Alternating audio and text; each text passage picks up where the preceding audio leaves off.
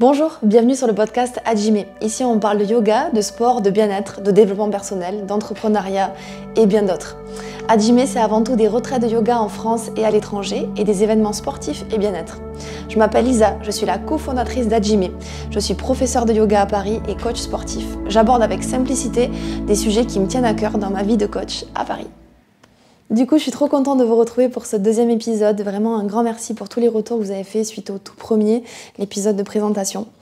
Donc là, pour ce deuxième épisode, je voulais partager mon parcours et surtout vous parler des TCA, les troubles du comportement alimentaire. Voilà.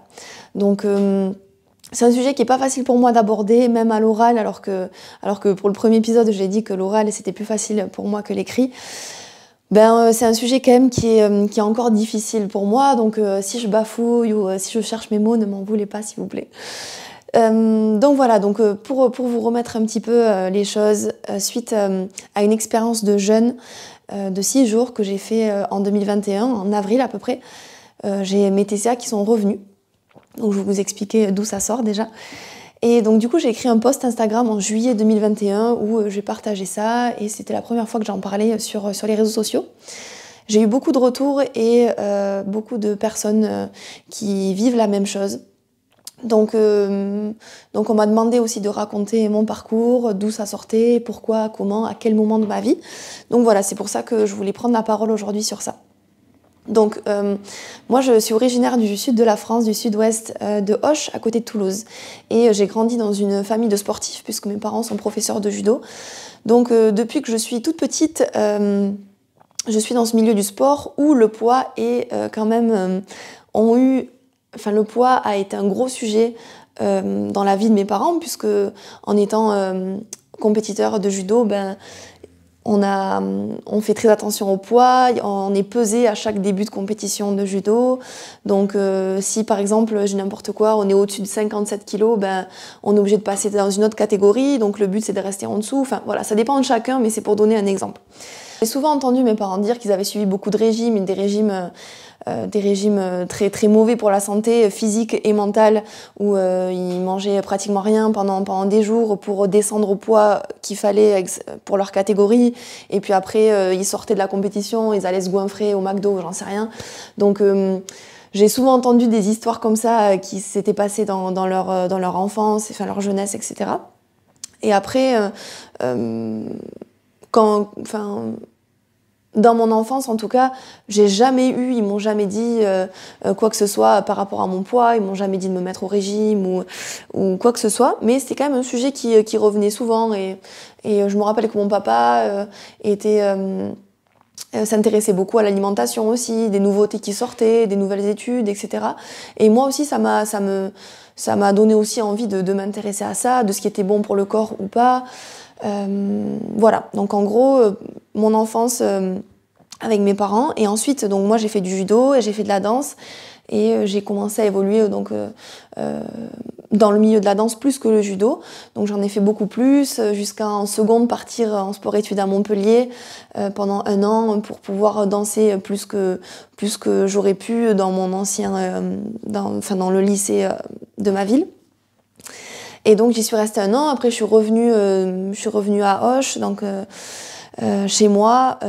Et donc là j'ai repris une vie normale, on va dire, où j'avais le lycée et après j'allais danser à côté et faire aussi du judo, puisque le judo quand même restait aussi dans ma vie beaucoup. Jusqu'à mes 18 ans, passer ma ceinture noire de judo, c'était important pour moi d'aller jusqu'au bout. Et aujourd'hui je rêve d'en refaire, mais je n'ai pas le temps. Et je suis très frustrée de ça, mais... le judo comptait énormément pour moi, même si la danse avait c'était la priorité. Donc déjà pendant mes années de collège et de lycée, je pense que mon corps devenait changé, j'avais des formes, voilà, plus de cuisses, plus de fesses. Et donc du coup, déjà mon apparence physique, déjà dans ma tête, c'était waouh, est-ce que je suis trop grosse? Je commençais quand même à me poser des questions, puisque aussi dans les cours de danse, on n'était pas tout le temps habillé large avec des joggings, etc. pendant les cours de hip-hop par exemple, mais pendant les cours de classique, il fallait être quand même plus habillé moulant. Donc là, se confronter un peu à cette image dans le miroir, c'était déjà pas facile, mais c'était pas une prise de tête où je rentrais chez moi, je disais à mes parents, faut que je me mette au régime, ça va pas, non pas du tout. Mais quand même, c'était mon regard à l'adolescence surtout, je pense que c'est difficile dans le miroir de me confronter à ça.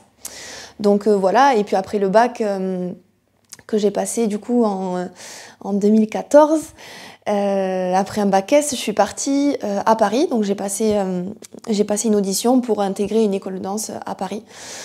Et puis donc je suis arrivée et j'avais de la famille qui était à Paris, donc je suis directement allée chez eux. Et heureusement, parce que je pense que j'ai vécu cette première année à Paris d'une autre manière, je pense plus facile en tout cas, puisque le soir, je rentrais chez eux, j'étais dans mon petit cocon. Voilà, alors que si j'avais pris un appartement directement ou en coloc, je pense que ça aurait été différent et j'aurais été moins à l'aise. Là, je rentrais de mes cours de danse et j'étais avec eux et c'était trop cool. Et donc dans cette école de danse, ça a été un changement radical pour moi, puisque à Auch, dans ma petite ville, j'étais dans une école de danse hyper mignonne, quoi, où vraiment c'était la famille, tout le monde se soutenait. Dès qu'on partait en concours régional, national, on partait nombreux pour tous se soutenir, les parents, etc. C'était très soudé. Et j'ai des souvenirs inoubliables là-bas, parce que c'est là où vraiment où je me suis épanouie au niveau de la danse. Et arrivée à Paris, ça a été différent, puisque directement ça a été la concurrence, ça a été normal, quoi, une école de danse professionnelle. Donc ça, si ça avait été que ça encore, ça aurait été plus facile à gérer, je vais dire. Mais il y a eu tout le côté après apparence physique. Donc là, déjà, on était obligés d'être dans des habits moulants pour voir nos lignes, pour voir notre placement du corps. Donc ça, déjà, bim, on se retrouve avec une image dans le miroir. Déjà, si on n'apprécie pas trop son image dans le miroir, là, c'était encore plus dur, parce qu'en plus, c'était des collants roses, juste au corps rose, des choses qui ne mettent pas forcément très en valeur non plus. Donc ça, pas facile. Et puis ensuite, on avait des professeurs et surtout la directrice des réflexions sans arrêt, constantes, sur notre poids.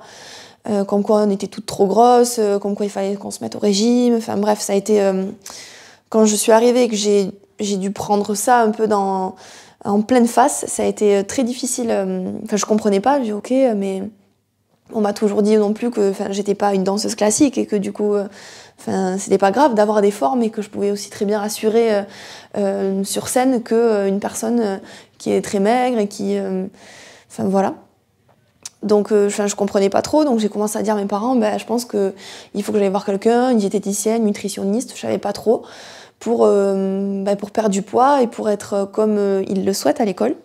Donc mes parents, ils ont toujours été là pour m'encourager dans tout ce que je voulais. Ils n'ont jamais hésité à me pousser pour que je me sente bien dans mon corps et dans ma tête. Donc là, j'ai demandé ça, donc ils m'ont dit ok, pas de souci. Ma mère connaissait une diététicienne et qui était une très bonne copine à elle. Du coup, je suis allée la voir. Et donc, elle m'a mis en place un plan un peu, une sorte de régime. Voilà, en fait, c'était pas vraiment un régime, c'était une façon de m'alimenter qui optimiserait en tout cas mon corps et mes performances. Sauf que j'ai dû le suivre pendant, maximum 2 semaines, et après j'en faisais qu'à ma tête, donc je faisais n'importe quoi, je mangeais... j'étais dans l'idée que les glucides faisaient grossir, comme je pense beaucoup d'entre nous.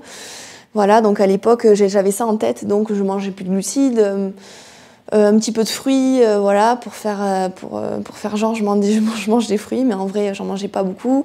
C'était vraiment que des trucs, j'étais vraiment rentrée dans un cercle vicieux où c'était que des choses sans huile, sans sel, à l'eau, quoi, vraiment des trucs pas bons. Et donc du coup, j'ai suivi ça pendant un long moment, et en plus je me voyais maigrir, donc c'était super, j'étais super contente. Et quand j'allais voir la diététicienne pour lui dire, pour faire un bilan un peu de où est-ce que j'en étais, parce que je la voyais régulièrement pour faire le point, je lui mentais. Donc elle me disait ouais, mais c'est bien, tu suis bien, du coup c'est cool. Et moi je dis oui, je suis très bien, la preuve, je perds du poids, donc c'est cool. En fait non, pas du tout, je faisais n'importe quoi. Vraiment, je faisais n'importe quoi. Donc voilà, Je perdais du poids, j'étais contente et du coup ça a duré bien 1 an et demi, 2 ans cette histoire. Et à la fin vraiment à la fin de cette école de danse, vers la fin en tout cas, on va dire allez, les 5 derniers mois où j'y étais, de moi-même, j'ai été voir ma diététicienne et je lui ai dit, je pense que là, il y a des choses qui vont pas, je suis sans arrêt en train de me remettre en question, je n'arrive pas à bien m'épanouir en tout cas parce que je me sens tout le temps diminuée, je n'arrive pas à me mettre en avant, je doute tout le temps, je me compare, je me pose des questions et du coup ça me bloque pour aussi pour pouvoir danser et m'exprimer comme je le faisais d'habitude avant et que c'était super. Donc je lui ai dit, je pense qu'il faut que je voie quelqu'un, je pense que ça serait important. Et donc du coup, elle m'a encouragée totalement, mes parents aussi du coup. Vu qu'en plus, une psychologue à Paris, ça avait quand même un coût, j'étais un peu gênée de dire à mes parents, voilà, j'ai besoin d'aller voir quelqu'un. Et en plus, la séance, elle coûte tant. Je sais pas combien de temps je vais devoir y aller, donc c'est quand même un budget, etc. Comme d'habitude, ils ont été hyper encourageants à me soutenir, etc. Donc ça, super. Et donc je suis allée la voir à cette psychologue et elle m'a beaucoup aidée par rapport à ça, par rapport aux questions que je me posais pendant les castings, etc. Et je commençais à lui raconter que mon rapport au corps aussi était difficile, que je voulais sans arrêt plus maigrir parce que c'est comme ça qu'on nous voulait dans l'école et c'est comme ça aussi que je me trouvais super belle et trop bien. Voilà, je lui racontais aussi que c'était une obsession pour moi, ce poids, c'était très très dur tous les jours, même avec mon copain, dès qu'on allait au restaurant, déjà je faisais jamais d'écart, il n'y avait pas un seul jour où je faisais un écart, je calculais tout, je mesurais tout, et quand on allait au restaurant où c'était peut-être l'occasion de se faire plaisir, je regardais directement soit les salades, ok, poisson, pas mal, poisson, je dis au serveur, pas de riz, que des légumes ou salade verte, enfin vraiment c'était... Quand j'y repense, je me dis, mais c'est fou, quoi. C'est fou comment j'ai pu être et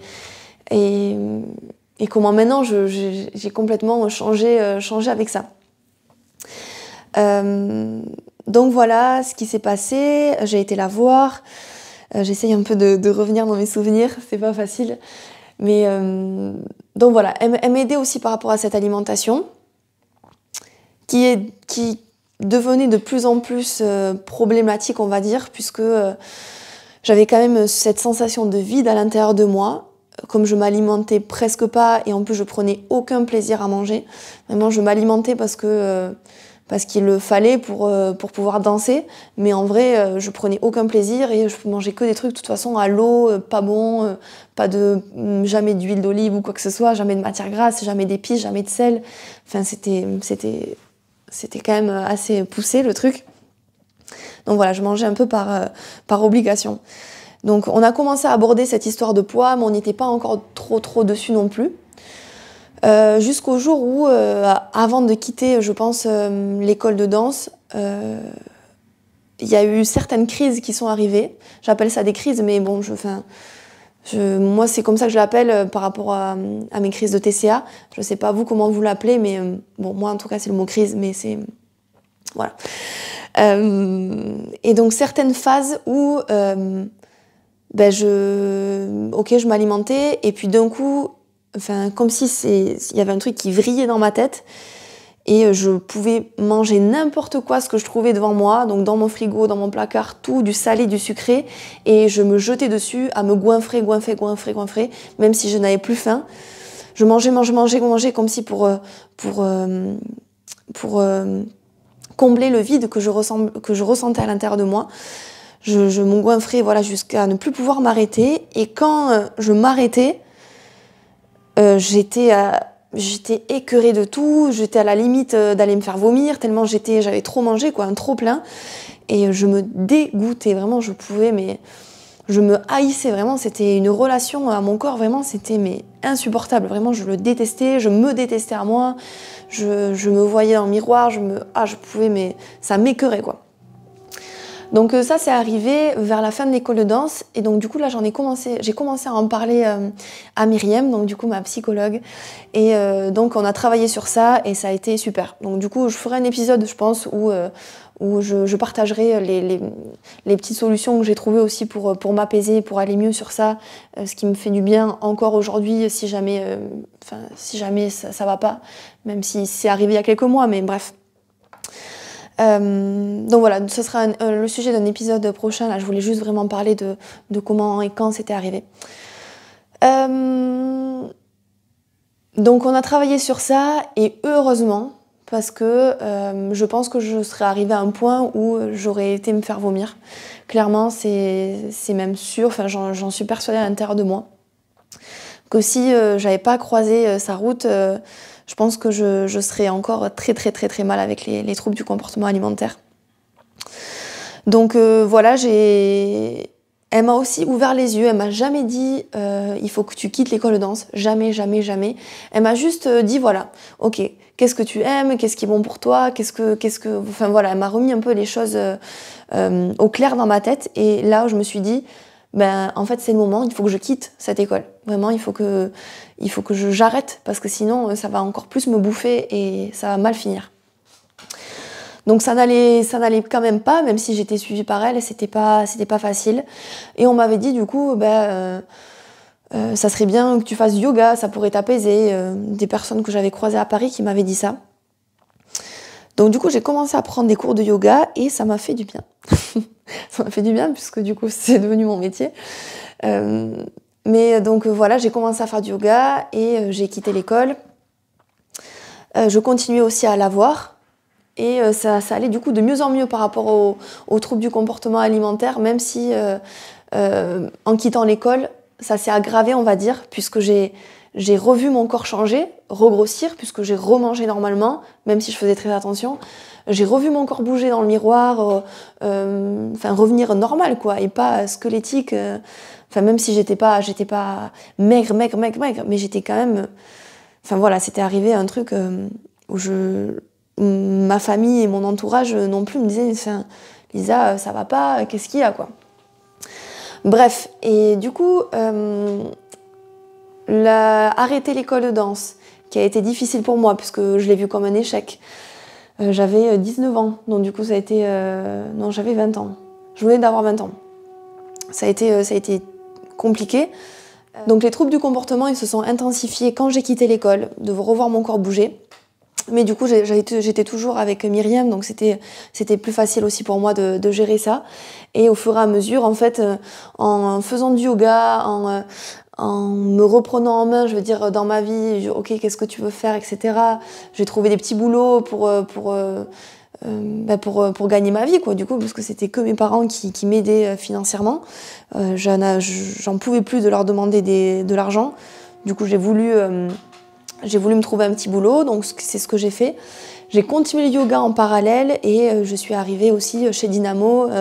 J'ai découvert Dynamo et ça a été aussi un gros boom à l'intérieur de moi où je me suis dit waouh, c'est là où je veux être sur cette scène, je veux être sur ce vélo. Et c'était, je pense, une manière pour moi de... ces années de danse où j'ai pas pu m'exprimer comme j'aurais voulu sur une scène et cette frustration aussi d'avoir arrêté la danse et de me dire voilà, la scène c'est fini. Je me voyais sur cette scène à Dynamo et me dire là ça sera le moment où tu pourras faire le show, c'est ce moment où pendant 45 minutes où tu vas pouvoir te libérer, quoi, vraiment exploser, etc. Donc c'était en même temps, quoi. J'avais mon petit boulot, j'allais prendre des cours chez Dynamo, je faisais du yoga aussi à côté et ça, au fur et à mesure, je pense que ça m'a fait un peu mettre de côté cet épisode puisque ça allait mieux dans ma tête. Du coup, je pensais plus aux troubles du comportement alimentaire. Donc voilà. Au fur et à mesure, voilà, ma vie a changé. Ça s'est fait assez rapidement puisque je suis partie en Inde. En 2016, donc j'avais 20 ans, en juin 2016, et donc du coup j'ai commencé à enseigner à partir de septembre-octobre, et ça s'est fait en même temps aussi à l'époque où je suis arrivée chez Let's Ride, non chez Dynamo mais chez Let's Ride en premier. Et c'est là où je suis rentrée au planning et ça a été pour moi un changement de vie total, où j'ai commencé à gagner ma vie aussi pour un métier qui me faisait vibrer, coach et professeur de yoga. Enfin bref, voilà. J'ai passé des diplômes en parallèle. Donc ça, c'était super. Voilà, après Let's Ride est devenu Dynamo. Enfin, voilà, il y a eu la fusion des deux. Donc ça a pris encore plus de proportions. Et puis, j'avais jamais... même si de temps en temps, mon rapport au corps était compliqué, quand peut-être je me faisais très très très plaisir un week-end ou j'en sais rien, où j'allais... après voilà, des phases comme ça où je pouvais me faire plaisir avec... en plus, moi j'adore le chocolat, donc où je pouvais manger plein de chocolat d'un coup et après... Mais c'était peut-être des moments où j'avais envie de manger beaucoup de trucs et manger beaucoup de chocolat, j'en sais rien, beaucoup de pizza, enfin voilà, des exemples. Après, c'était difficile pour moi, après ce genre de moment, de revenir et de me dire ok, c'est pas grave. Je passais un certain temps, peut-être certains jours, à ne pas aimer mon corps, à être quand j'allais dans des cours, donner cours ou quoi, me mettre avec des grands t-shirts pour pas qu'on me voie non plus trop le corps, etc. Et des phases comme ça, pas faciles, où c'est difficile de me montrer en maillot de bain. Voilà, je raconterai aussi dans un prochain épisode comment faire face à ces petits genres de moments qui ont été après les vraies crises de TCA. Donc voilà, pour accélérer un petit peu, il y a eu la crise du Covid et là, plus de travail. Plus de travail et un peu ce vide que j'ai pu ressentir quand j'ai quitté mon école de danse. Là, c'était un peu pareil. Le premier confinement, je l'ai pas vécu comme ça puisque j'étais chez mes parents, donc dans le sud, donc j'étais entourée et je continuais à faire des vidéos, etc. pendant le confinement. Et après, quand on est revenu à Paris avec mon chéri, là, c'était... je faisais moins de choses, donc j'avais moins de cours. Mais, et du coup, j'avais quand même ce vide que je pouvais vraiment ressentir. Mais c'était pas au point de reprendre ces troubles du comportement alimentaire. Ça allait plutôt bien. Voilà, j'y pensais même plus. Pour moi, c'était derrière moi, mais complètement. Vraiment, c'était une phase de ma vie que ça s'était passé pendant mes années de danse. Mais j'y pensais plus du tout, quoi. C'était vraiment derrière moi. Jusqu'au jour où on m'a proposé de faire une expérience de jeûne. Donc, le jeûne, voilà, donc ne pas manger tout simplement. Pendant 6 jours, juste boire. Donc moi, c'est vraiment, j'ai toujours aimé, comme je vous disais au tout début, le corps, etc. Puis voilà, le yoga et le sport ont encore plus intensifié ça en moi, ou comprendre, etc.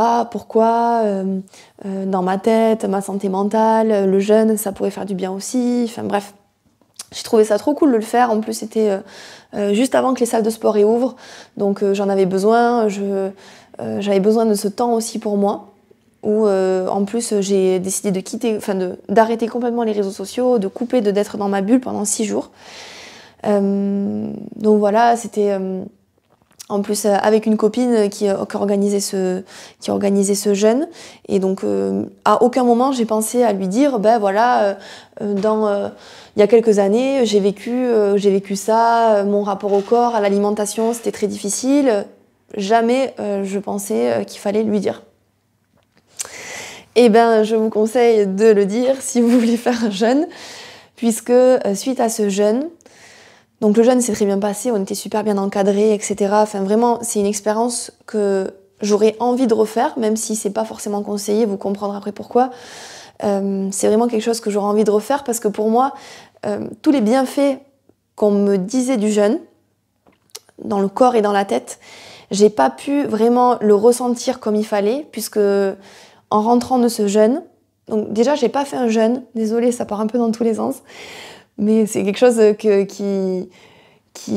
j'ai même pas écrit comme podcast, parce que c'est quelque chose que j'ai en moi et que c'est mon histoire, quoi. Donc juste je vous le raconte comme ça vient et comme ça. J'ai pas fait un jeûne pour me dire je veux perdre du poids. Franchement, j'étais vraiment déconnectée de ces troubles du comportement alimentaire. Donc je me suis jamais dit tu vas aller faire un jeûne parce que tu vas maigrir et ça va être super, tu vas rentrer avec 3 kilos en moins. Non, pas du tout. Et en plus, quand je suis rentrée du jeûne et que ma famille m'ont vu maigrir, parce que j'avais perdu 5 kilos, enfin voilà quoi, on mange pas, c'est normal de perdre du poids, on perd du muscle, enfin voilà.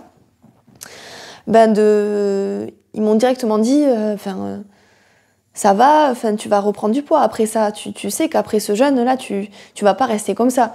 Et j'étais totalement OK avec ça. Je leur disais, oui, bien sûr, j'ai pas mangé pendant 6 jours, donc je sais que je vais me réalimenter et donc reprendre du poids. Pour moi, dans ma tête, c'était clair et net, vraiment, il n'y avait pas de problème avec ça. Voilà, même si dans le miroir, je m'appréciais, je me trouvais pas dégueulasse en me regardant dans le miroir et me dire « Oh, t'as maigri, ça va pas du tout ». J'étais là, ok, c'est cool, c'est un corps que je connais à moitié, puisque c'est un corps maigre que je connaissais quand même pendant mes années à l'école de danse. Mais voilà, j'étais ok avec ça. Donc il y a une reprise alimentaire, donc on se remet pas du jour au lendemain à s'alimenter comme ça normalement. Il y a une reprise alimentaire où petit à petit on réintègre des aliments après le jeûne. Donc j'ai fait cette reprise alimentaire, je crois que ça a duré 5-6 jours, le temps de la retraite.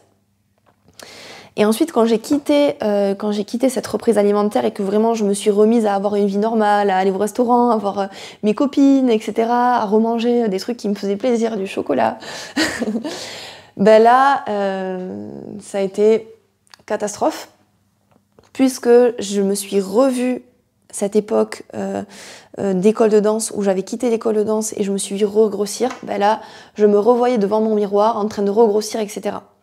Ce qui a été difficile aussi, c'est quand je suis revenue à Paris et que voilà, j'avais perdu 5 kilos, le regard des autres ça a été du coup aussi problématique pour moi, puisque j'ai eu beaucoup de personnes me dire « Waouh, t'as maigri, t'es belle et tout, tu t'es affûtée ». Non, je me suis pas affûtée, j'ai perdu du muscle et justement je me suis pas du tout affûtée. Et en fait, d'avoir ce regard des autres, de me dire « Waouh, c'est super et tout, t'es belle Lisa », ça a été un chamboulement total dans ma tête. Déjà, le regard dans le miroir, difficile à gérer pour moi, en regrossissant. Et ensuite, d'avoir entendu les autres me dire juste avant « T'es belle, machin, t'as maigri, ah ouais, putain, waouh ». Du coup, je me suis dit, en fait, c'était quoi? C'est qu'avant, j'étais plus jolie en étant maigre, je comprends pas. Du coup, en fait, quand je suis belle, c'est quand je suis maigre. Du coup, ça a été très, très, très difficile. Et de me revoir grossir, du coup, je me suis dit, mais non, faut pas que je regrossisse, etc. Et en fait, j'ai ressenti ce vide dans l'alimentation, dans mon corps. Vraiment, c'était un vide, vraiment, c'était le vide total pour moi, à l'intérieur de moi. Et du coup, inconsciemment, bim, le truc des TCA est revenu. Je faisais des crises, je me revoyais me goinfrer et me poser dans mon lit. Et en plus de le faire, mais de le faire sans que personne le voie. Anthony, mon copain, il ne m'a jamais vu faire une crise parce que je faisais ça discrètement, on va dire, et puis voilà, lui il faisait son truc, et puis pour moi, j'allais bien aussi dans ma tête, donc il n'avait pas de raison de me surveiller en train de manger ou quoi. Et donc je faisais ces crises à répétition, et le soir, je m'allongeais dans mon lit, et vraiment c'était revenir avec ces pensées très négatives envers mon corps, envers moi, et à deux doigts toujours de revenir dans les toilettes et de me faire vomir, quoi. Vraiment, je l'ai jamais fait, et j'espère que je le ferai jamais, je touche du bois. Mais c'était des idées en tout cas que j'avais et que j'ai eues du coup récemment, il y a quelques mois, quoi. Alors que pour moi, c'était complètement oublié et derrière moi, donc je comprenais pas du tout ce qui se passait. Et je me disais, en fait, t'es revenu au plus bas où t'étais, en sortant de l'école de danse où ça allait pas, t'es revenu à cet endroit-là, alors que tu pensais être arrivé beaucoup plus haut et que ça allait, quoi, dans ta vie. Et là, en fait, non, pas du tout. Donc vraiment très, très, très, très difficile. Jusqu'au jour où j'ai explosé, où j'ai appelé mon papa, je me rappelle, c'était un matin, et c'est...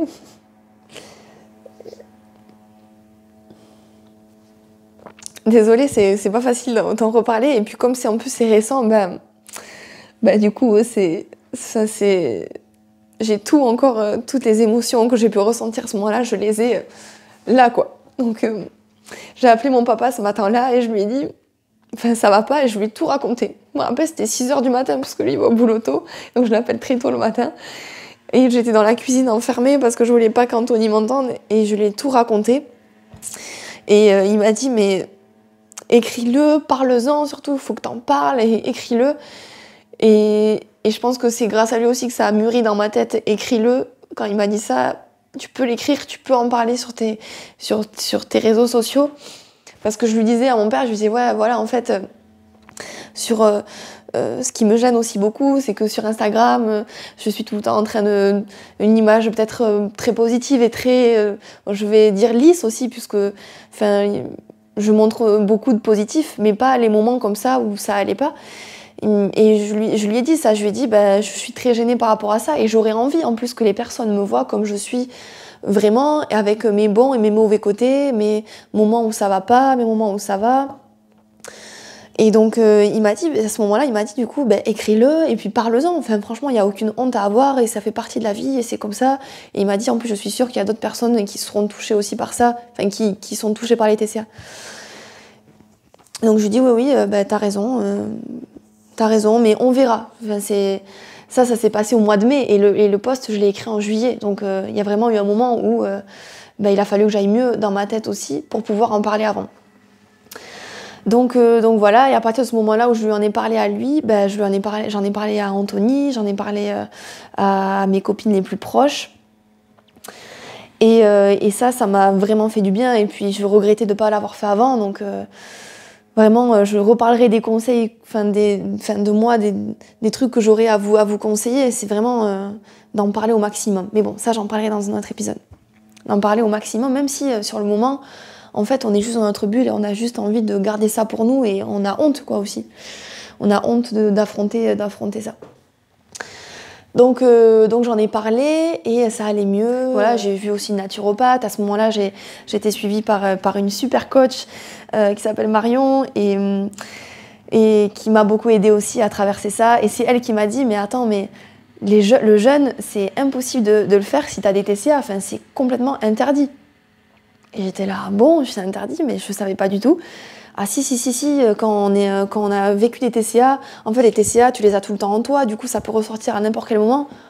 Ah bon, enfin je savais pas du tout. Oui, si j'avais su, je l'aurais partagé avant le jeûne, quoi. Mais bon, voilà, c'est la faute ni du jeûne, c'est ma faute à moi de pas l'avoir juste dit. Donc voilà, et je suis très contente d'avoir fait ce jeûne et cette expérience, et en plus j'en serais pas à en parler des TCA si j'avais pas vécu ça. Donc voilà, ça fait partie de la vie, c'était des moments pas faciles, mais je suis contente de l'avoir vécu parce que ça me forge, ça construit, etc. Et ça fait évoluer, quoi. Donc c'est... Enfin, je veux dire, je vais pas dire que c'est cool, mais c'est quand même, voilà, c'est des étapes importantes de la vie, que j'ai vécues moi et qui sont importantes. Donc voilà, au fur et à mesure, les salles de sport ont réouvertes. Et donc j'ai été prise dans un rythme soutenu où j'enchaîne non-stop tous les jours. Et donc j'ai laissé ça de côté, les TCA, j'ai laissé ça de côté. En tout cas, j'y pense plus. Mais je me demande en tout cas si jamais on est reconfronté, je l'espère pas, à un confinement ou quelque chose où je ressente cette sensation de vide, etc. Est-ce que c'est quelque chose qui va ressurgir ou pas? Mais ça, je sais pas. Et voilà, je pense que c'est un travail constant à avoir sur soi. Par rapport à ça, à faire attention, à pas faire n'importe quoi, à pas faire des jeûnes dans tous les sens, à pas faire des expériences comme ça ou qui mettent à l'épreuve ce retour au TCA, quoi. Voilà en gros ce que je voulais dire sur mon parcours, je crois ne rien avoir oublié. Du coup, dans le prochain épisode, je partagerai, dans le prochain ou celui d'après encore, je sais pas trop, je partagerai ce qui m'a aidé, ce qui m'a... Voilà, comment faire aussi dans ma pratique de yoga, est-ce qu'il y a des méditations, enfin bref. Voilà, j'essaierai en tout cas de partager au maximum moi ce qui m'a aidé, pour vous peut-être, pour vous aider si jamais vous ressentez aussi des TCA. Voilà, c'était pas facile de le faire, mais je suis contente de l'avoir fait. Enfin d'avoir partagé avec vous ces moments de vie en tout cas où j'ai traversé ces épisodes pas faciles. Voilà, en tout cas, si vous avez aimé le podcast, n'hésitez pas à le noter, à le partager, à le commenter aussi, à m'envoyer vos questions, que ça soit sur mes réseaux sociaux perso, donc lisa.ep ou sur Hajime aussi. Je répondrai sur les deux. Voilà, vous pouvez retrouver aussi toutes les infos sur les prochaines retraites, les prochains événements, sur le site hajimeexperience.com. Voilà, tout est en description aussi dans la bio du podcast. Et je vous dis à très vite. Merci beaucoup de l'avoir écouté. Salut!